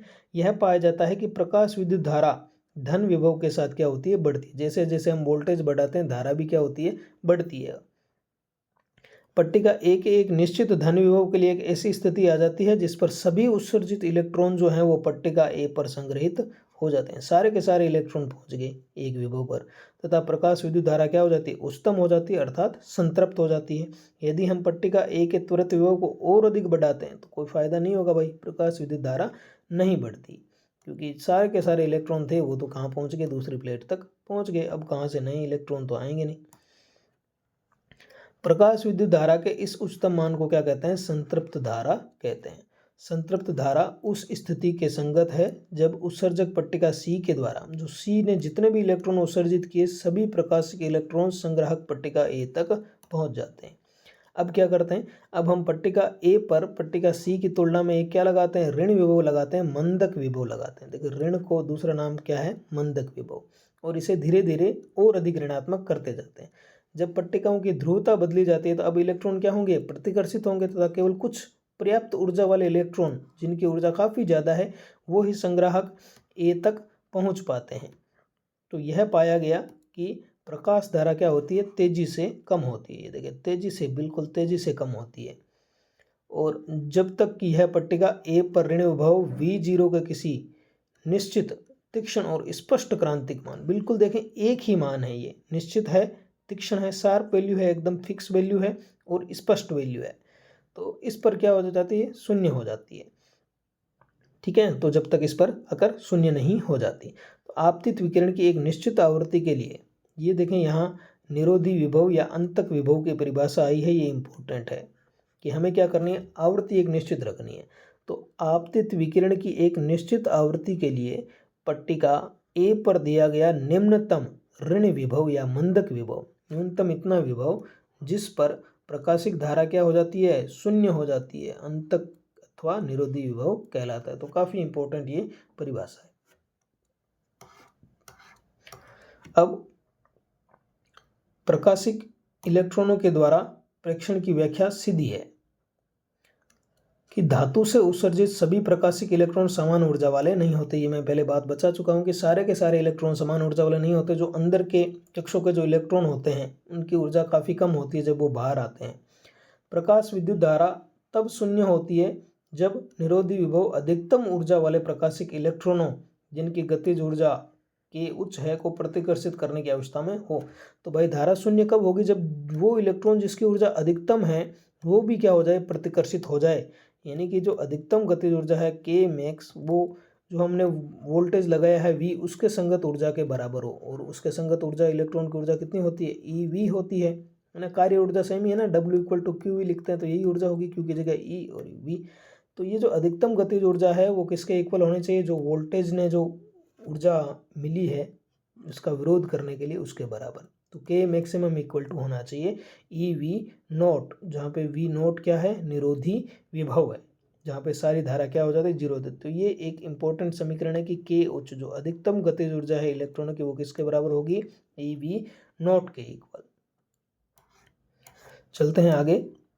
अब हम इस प्रयोग को हमने क्या किया, और अधिक तीव्रता वालों के लिए देखा।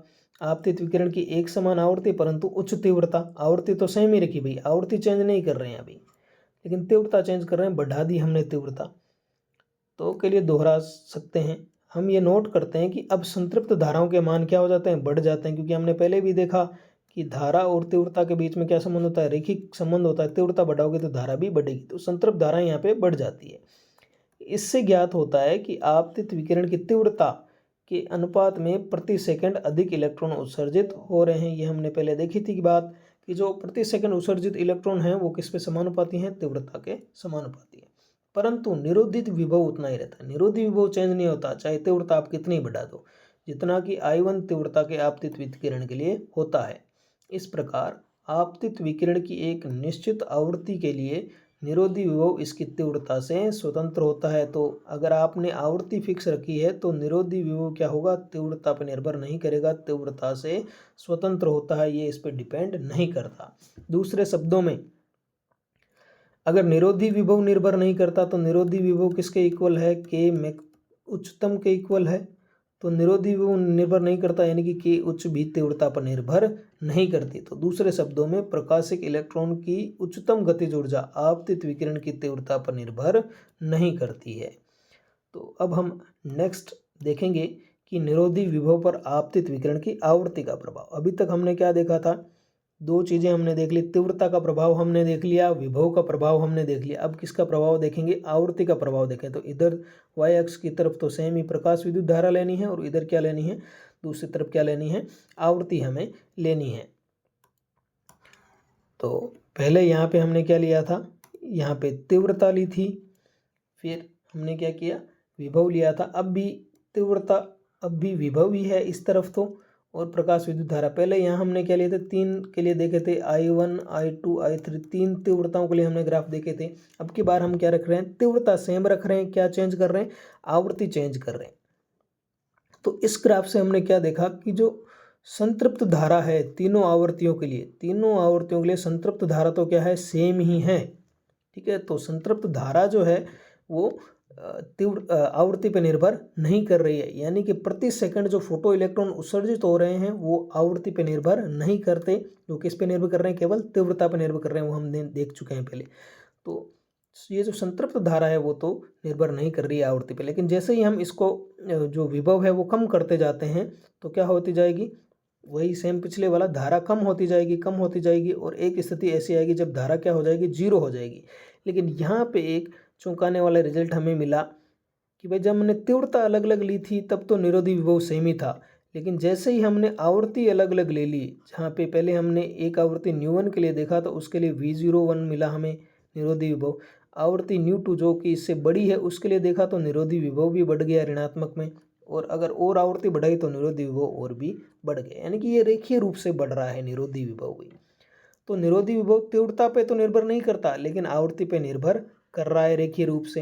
वैसे ही जो प्रकाश विद्युत धारा है वो आवृत्ति पर तो निर्भर नहीं कर रही है, लेकिन किस पे निर्भर कर रही है, तीव्रता पे निर्भर कर रही है रेखीय रूप से। तो ये दो जो इम्पोर्टेंट फैक्ट हमें ध्यान में रखने हैं कि यहाँ पे जो निरोधी विभव है वो किस पे निर्भर कर रहा है, आवृत्ति पर निर्भर कर रहा है। चलें इसको थोड़ा पढ़ लेते हैं अब बुक से। अब हम आपतित विकिरण की आवृत्ति न्यू, जो आवृत्ति न्यू है, और निरोधी विभव V0 के मध्य संबंध का अध्ययन करेंगे। हम प्रकाश विकिरण की विभिन्न आवृत्तियों पर उपयुक्त प्रकार से एक ही तीव्रता को समायोजित करते हैं। तो हमने तीव्रता क्या रखनी है, एक ही रखनी है, यानी कि जो संग्रह, ये जो प्लेट है, कलेक्टर प्लेट है, उससे स्रोत की दूरी सेम ही रखनी है, बस उसकी आवृत्ति अलग अलग बदल देनी है, यानी कि यहाँ पे क्या लगा देना है, अलग अलग फिल्टर लगा देने हैं। हमें इस सोर्स और इसकी पोजीशन को चेंज नहीं करना है, तो तीव्रता सेम ही रहेगी, और आवृत्ति को हमें चेंज कर देना है। और संग्राही पट्टिका विभव के साथ प्रकाश विद्युत धारा के परिवर्तन का अध्ययन करते हैं। तो वोल्टेज है और दूसरी क्या है, प्रकाश विद्युत धारा है। परिणामी परिवर्तन को चित्र में दिखाया गया। हमें आपतित विकिरण की भिन्न आवृत्तियों के लिए निरोधी विभव के भिन्न मान मिलते हैं, परंतु संतृप्त धारा का एक ही मान प्राप्त होता है। तो हमने क्या सीखा कि निरोधी विभव तो किस पे निर्भर कर रहा है, आवृत्ति पे निर्भर कर रहा है। भिन्न भिन्न आवृत्ति है तो भिन्न भिन्न निरोधी विभव है, परंतु संतृप्त धारा एक ही है। संतृप्त धारा कब चेंज होगी, जब हम किसको चेंज करेंगे, तीव्रता को चेंज करेंगे। तो ये बात ध्यान में रखनी है, निरोधी विभव आवृत्ति पर निर्भर करता है और धारा किस पे निर्भर कर रही है, तीव्रता पे निर्भर कर रही है। उत्सर्जित इलेक्ट्रॉनों की ऊर्जा, ये जो उत्सर्जित इलेक्ट्रॉन है उनकी ऊर्जा आपतित विकिरणों की आवृत्ति पर निर्भर करती है। ऐसा क्यों कह रहे हैं हम, क्योंकि निरोधी विभव आवृत्ति पर निर्भर कर रहा है, और निरोधी विभव किसके ऊपर, के उच्च पर निर्भर कर रहा है, यानी कि गतिज ऊर्जा भी उनकी क्या होगी, ज़्यादा होगी। अगर निरोधी विभव ज़्यादा है तो गतिज ऊर्जा भी ज़्यादा है, और निरोधी विभव ज़्यादा कब होगा, जब आवृत्ति ज़्यादा है। तो यहाँ से हम कह सकते हैं कि जो निरोधी विभव है वो आवृत्ति पर निर्भर कर रहा है, और चूंकि निरोधी विभव आवृत्ति पर निर्भर कर रहा है तो गतिज ऊर्जा भी क्या करेगी, आवृत्ति पर निर्भर करेगी। ठीक है, तो आपतित विकिरण की उच्चतर आवृत्ति के लिए निरोधी विभव का मान अधिक ऋणात्मक होता है। तो यदि आवृत्तियाँ ν3 ग्रेटर देन ν2 ग्रेटर देन ν1 के क्रम में हो तो निरोधी विभव क्या होंगे, V03 ग्रेटर देन V02 और V01।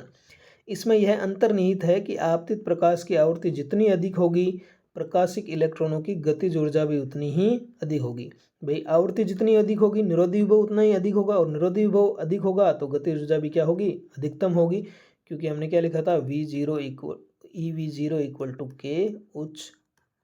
तो अगर निरोधी विभव ज़्यादा है तो गतिज ऊर्जा भी ज़्यादा होगी। निरोधी विभव कब ज़्यादा होता है, जब आवृत्ति ज़्यादा होती है। फलस्वरूप इन्हें पूर्ण रूप से रोकने के लिए अधिक निरोधी विभव की आवश्यकता होगी। ठीक है भाई, अगर गतिज ऊर्जा अधिक होगी तो निरोधी विभव भी अधिक होगा। यदि हम भिन्न धातुओं के लिए आपतित विकिरण की आवृत्ति एवं संबंधित निरोधी विभव के बीच ग्राफ खींचे। अब हमने क्या कर दिया, चौथा पॉइंट, कि अब हम धातु को ही चेंज कर रहे हैं। जो हमने कैथोड लगाया था C, उसी को ही हम चेंज कर रहे हैं। अलग अलग धातुओं के लिए अगर हम देखें और फिर हम विकिरण की आवृत्ति और निरोधी विभव के बीच ग्राफ खींचें। ग्राफ कौन सा, एक तो निरोधी विभव का और एक आवृत्ति का, कि आवृत्ति के साथ निरोधी विभव कैसे चेंज हो रहा है अलग अलग धातुओं के लिए। तो हमें क्या होती है, एक सीधी रेखा प्राप्त होती है। तो ये जैसे ग्राफ है कि हमने अब की बार क्या कर दी, धातुएं ही बदल दी। एक धातु A ले ली, दूसरी धातु B ले ली। तब हमने देखा इधर हमने x की तरफ आपतित विकिरण की आवृत्ति लिया, दूसरी तरफ क्या लिया, निरोधी विभव लिया। तो हमें एक ऐसी सरल रेखा प्राप्त हुई। देखिए यहाँ जो है, यहाँ तक ही ग्राफ है, इसके आगे हमें क्या नहीं मिल रहा, निरोधी विभव नहीं मिल रहा है। तो इसका मतलब गतिज ऊर्जा भी वहाँ पे नहीं है, यानी कि इलेक्ट्रॉन वहाँ पे उत्सर्जित हुआ ही नहीं है।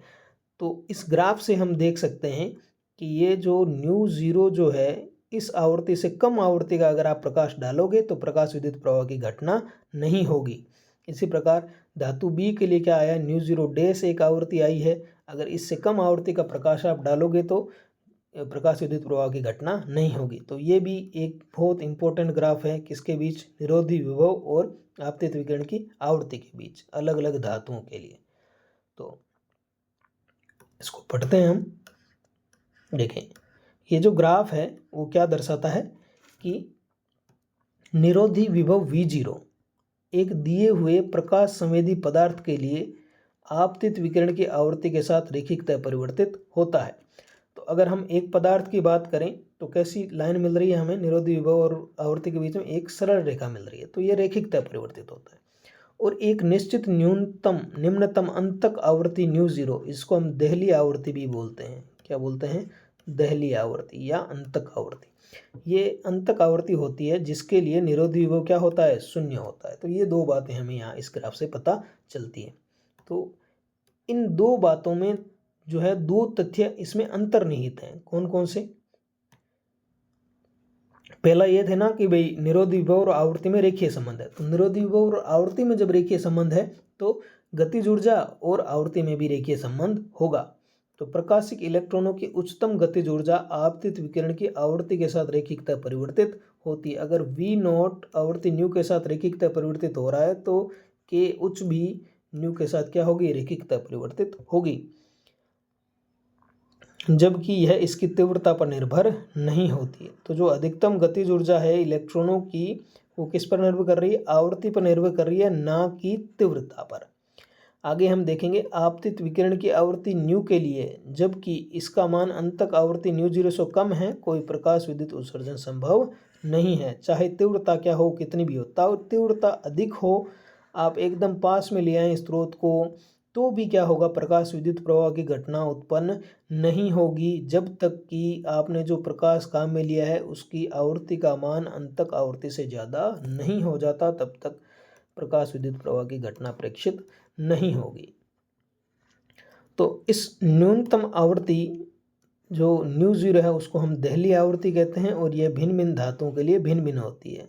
तो ये कुल मिला के कार्यफलन से संबंधित है। ये भिन्न प्रकाश संवेदी पदार्थ, हमने अलग अलग प्रकाश संवेदी पदार्थ लिए, प्रकाश के लिए विभिन्न अनुक्रियाएं दर्शाते हैं, अलग अलग क्रियाएं होती हैं उनकी। सेलेनियम जिंक अथवा कॉपर की तुलना में अधिक संवेदी है। तो सेलेनियम जो होता है वो जिंक अथवा कॉपर की तुलना में क्या होता है, अधिक संवेदी होता है। एक ही प्रकाश संवेदी पदार्थ विभिन्न तरंगदैर्ध्य के प्रकाश के लिए भिन्न अनुक्रिया दर्शाता है। देखें अगर पदार्थ आपने एक ही रखा है तो अगर आपने प्रकाश जो आप डाल रहे हैं उसकी तरंगदैर्ध्य आपने अलग अलग ले ली तो भी वो क्या होता है, भिन्न भिन्न अनुक्रिया दर्शाता है। उदाहरण के लिए कॉपर जो होता है उसमें पराबैंगनी प्रकाश से प्रकाश विद्युत प्रभाव होता है। अगर आपने कॉपर धातु ले ली, जो आपने कैथोड है वो कॉपर धातु का लिया है तो आपको पराबैंगनी प्रकाश से प्रकाश विद्युत प्रभाव प्रदर्शित होगा, जबकि हरे अथवा लाल रंग के प्रकाश से यह प्रभाव नहीं होता है। तो अगर अलग अलग धातुएं लो उनकी भी अनुक्रिया अलग होती है। अगर धातु आपने एक ही रख दी और प्रकाश का तरंगदैर्ध्य चेंज कर दिया तो उनकी भी अनुक्रिया अलग अलग होती है। तो ये ऐसे कॉम्बिनेशन आपको लेने पड़ते हैं देख के कि किन के लिए ये प्रभाव हो रहा है। ध्यान दें कि ऊपर के सभी प्रयोग, ऐसा क्यों होता है सोचें। देखिए धातु होती है, सबके अपने अलग अलग आंतरिक संरचना होती है, इलेक्ट्रॉनों के अलग अलग कोश होते हैं। तो यहाँ क्या किसी रंग के लिए अगर आप धातु सेम रख रहे हो तो हर किसी रंग के लिए जो ऊर्जा है वो उसके कार्यफलन से ज़्यादा नहीं होगी, और जब तक कार्यफलन से ज़्यादा नहीं होगी तब तक प्रकाश विद्युत प्रभाव होगा नहीं। तो एक दो कॉम्बिनेशन बैठना चाहिए, एक तो रंग का कॉम्बिनेशन बैठना चाहिए जिसकी ऊर्जा ज़्यादा हो, और दूसरा धातु का कॉम्बिनेशन बैठना चाहिए जिसका कार्यफलन कम हो। तो जिस धातु का कार्यफलन कम होगा उसका आसानी से क्या होगा, प्रकाश विद्युत प्रभाव होगा, और जिस रंग की ऊर्जा ज़्यादा होगी उसके लिए भी आसानी से प्रकाश विद्युत प्रभाव उत्पन्न होगा। तो ध्यान दें कि ऊपर के सभी प्रयोगों में यह पाया गया है कि यदि आपतित विकिरण की आवृत्ति दहलीय आवृत्ति से अधिक हो जाती है तो बिना किसी काल पश्चता के तत्काल प्रकाश विद्युत उत्सर्जन होता है। तो जितने भी ये एक्सपेरिमेंट देखे गए, एक तथ्य इनमें ये और देखा गया कि अगर आपतित प्रकाश की आवृत्ति दहलीय आवृत्ति से ज़्यादा है तो प्रकाश विद्युत प्रभाव होगा, और वो कैसे होगा, तुरंत होगा, इंस्टेंट, एक इंस्टेंट में इंस्टेंटेनियस होता है। उसमें काल पश्चता यानी कि समय की जो बेकिंग है वो नहीं रहती, कि टाइम नहीं लगता उसमें, तुरंत प्रकाश गिरा और तुरंत इलेक्ट्रॉन निकला, बस ये है। उसमें काल पश्चता नहीं होती, होती भी है तो 10⁻⁹ सेकंड, बहुत कम। तो ये तो ना के बराबर है 10⁻⁹ सेकंड की गोटी, तो उत्सर्जन प्रारंभ हो जाता है इतने से कम समय में। तो अब हम इस अनुभाग में वर्णन किए गए प्रायोगिक लक्षणों एवं प्रेक्षणों का यहाँ सारांश देखें। हमने जो 4 प्रेक्षण देखे थे उनका सारांश यहाँ पे हम देखने वाले हैं कि क्या क्या सारांश यहाँ पे निकला।